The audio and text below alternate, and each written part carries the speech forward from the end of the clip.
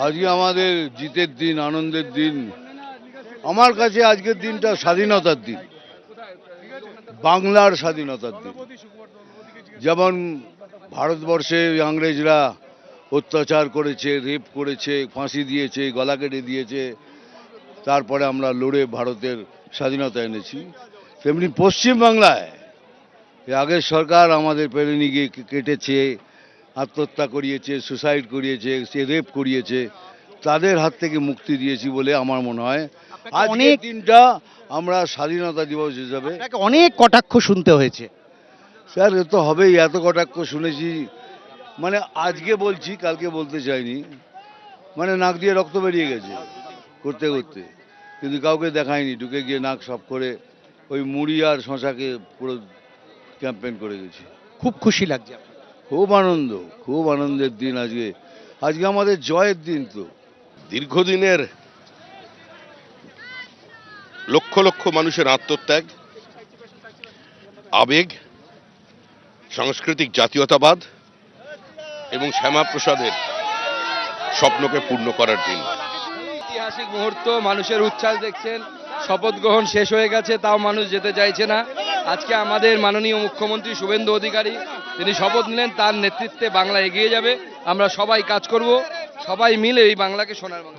যখন আপনি সভাপতি এই স্বপ্ন দেখতেন যে একদিন বাংলায় জিতবেন? স্বপ্ন দেখেছিলাম, এবং 21-এর ডিজাস্টারের পর যে হামলা হয়েছিল, আমি হারাটাকে ডিজাস্টার মনে করি না, যে হামলাটা হয়েছিল সেই হামলাটাকে ডিজাস্টার মনে করি।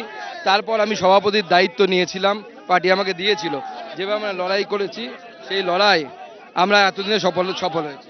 সকলেই মনে করেন যে এই জয়ের পেছনে অন্যতম কারিগর বিপ্লব দেব। কি মনে হচ্ছে আজকে এই ভিড় দেখে? দেখুন, মাননীয় প্রধানমন্ত্রীর উপর পশ্চিমবঙ্গের মানুষ ভরসা করেছেন, ওর ভয় থেকে বেরিয়ে ভরসার জিত হয়েছে। আপনি প্রথম দিন থেকে বলেছিলেন সরকার হবে, তো হবেই, কারণ পশ্চিমবঙ্গের মানুষ তৈরি হয়ে বসেছিল। শুধু মোদির দেখানো রাস্তা যাওয়ার যে তৈরি করা, সেটা কাজটা আদরণীয় অমিত শাহজি করে দিয়েছেন। শুভেন্দুদা আশা করি খুব সুন্দর করে চালাবেন এবং পশ্চিমবঙ্গের মানুষের আশা ভরসা পূর্ণ করবে। পশ্চিমবঙ্গে প্রথম বিজেপি সরকারের প্রথম মুখ্যমন্ত্রী শুভেন্দু অধিকারী মুখ্যমন্ত্রী পদে শপথ নিলেন তিনি। সেই ছবি আপনারা দেখতে পাচ্ছেন, এবং তারপরই প্রধানমন্ত্রীকে আলিঙ্গন শপথ নিলেন নবম মুখ্যমন্ত্রী হিসাবে শুভেন্দু অধিকারী।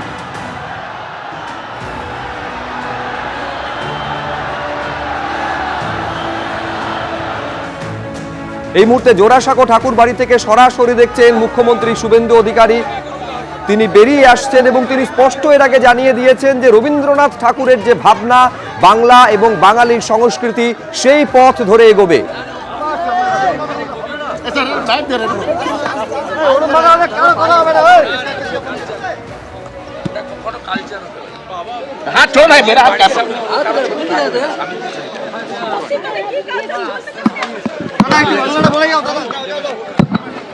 মুখ্যমন্ত্রী হিসেবে শপথ নেওয়ার পর প্রথম সরকারি কর্মসূচি মুখ্যমন্ত্রী শুভেন্দু অধিকারীর জোড়াসাঁকো ঠাকুর বাড়িতে। ব্রিগেড প্যারেড গ্রাউন্ডে শপথ গ্রহণের পর তিনি সোজা চলে আসেন জোড়াসাঁকো ঠাকুর বাড়িতে এবং রবীন্দ্রনাথ ঠাকুরের প্রতিকৃতিতে মাল্যদান এবং শ্রদ্ধা জ্ঞাপন করেন, এবং তারপরই স্পষ্ট জানিয়ে দিয়েছেন বাংলা এবং বাঙালির সংস্কৃতি, রবীন্দ্রনাথ ঠাকুরের ভাবনা, তার দেখানো পথেই এগোবে, আর তারই শুভ সূচনা হলো আজ।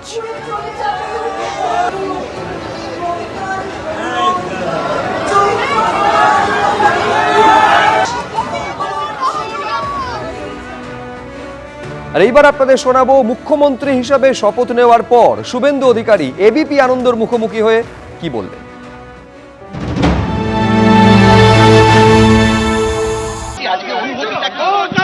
এত কর্মীর জন্য হয়েছে, কর্মীদের জন্য হয়েছে।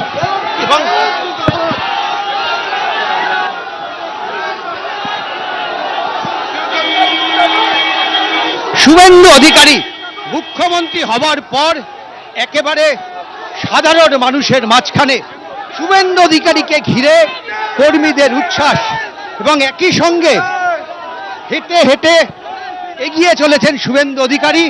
তার দাবি, এই যে জয়, এটা মানুষের জয়, এই যে জয়, সেটা বিজেপি কর্মীদের জয়। শপথ নিলেন মুখ্যমন্ত্রী হিসাবে শুভেন্দু অধিকারী। এছাড়াও মন্ত্রী হিসাবে শপথ নিলেন আরও 5 জন। নতুন মুখ্যমন্ত্রী শপথের পর স্বাভাবিকভাবেই তার পরিবার খুশি। এটা মেদিনীপুরের লড়াইয়ের অবদান। প্রতিক্রিয়া শুভেন্দু অধিকারীর বাবা শিশির অধিকারী। শিশিরবাবু, ছেলে আজকে মুখ্যমন্ত্রী হলেন, কি বলবেন? না, এই তো বাংলার মানুষ চেয়েছিলেন, আর আমাদের ভারতবর্ষের সর্বময় কর্তা আমাদের মোদিজির ভারতীয় জনতা পার্টি বাস্তব অবস্থার সঙ্গে প্রকৃত সিলেকশন করেছেন। বাংলার মানুষ আনন্দিত, আমরাও আনন্দিত। শুভেন্দুবাবু সবসময় বলতেন যে ধৈর্য স্থৈর্য, সেটাই কি আজকে জীবনের মূল মন্ত্র? একবারে রামকৃষ্ণ পরমহংসদেব বিবেকানন্দের যে কথাবার্তা, সেই কথা একবারে প্রতিফলিত হয়েছে। আজকের দিনটা দাঁড়িয়ে কতটা খুশি একজন বাবা হিসেবে? না, নিশ্চয়ই আমাদের গোটা পরিবারই খুশি এবং গোটা জেলাই খুশি আমাদের।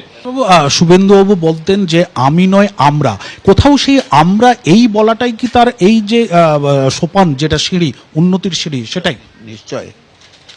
নিশ্চয়ই আমি বলে কোনো পদার্থ নেই। সংবিধান কখনো অ্যালাউ করেনি যে আমি দলটাতে আপনি আগে করতেন, সেই দল থেকে আজকে শুভেন্দুবাবু বেরিয়ে এসে বিজেপিতে, কোথাও কি দল ত্যাগ না করে আজকে বিজেপিতে না এলে আজকে এই সুযোগটা আসতো না? না, একবার সাটেল আরও আগে আমাদের পালিয়ে আসা উচিত ছিল। আমি অজয়দাকে আজকের দিনে প্রণাম করি। সতীশ সামন্ত, কুমার জানা, এরা প্র্যাকটিক্যালি অ্যাডভান্স হয়ে লড়াই করেছিলেন, কিন্তু আমাদেরকে ইঙ্গিত দিয়েছিলেন, আমরা বুঝতে পারিনি। সেই ইঙ্গিত শুভেন্দু ধরে নিয়েছে। শিশুবাবু, কোথাও কি আজকে মেদিনীপুর এইটা আজকে প্রমাণিত হলো যে মেদিনীপুর থেকেও গিয়ে রাজনীতির শীর্ষেতে থাকা যায়, উন্নতি করা যায়, সেটা কি আজকে প্রমাণিত হলো? একবার সাটেললি, একবার পরিষ্কার মেদিনীপুরের যে অবদান, যে লড়াইয়ের অবদান, যদি সাতারা আর বালিয়ার অবদান ভারতের স্বাধীনতা যজ্ঞে উজ্জ্বল দৃষ্টান্ত হয়ে থাকে, তাহলে মেদিনীপুরের ইতিহাস 1 নম্বর ইতিহাস। এবিপি আনন্দ, এগিয়ে থাকে, এগিয়ে রাখে।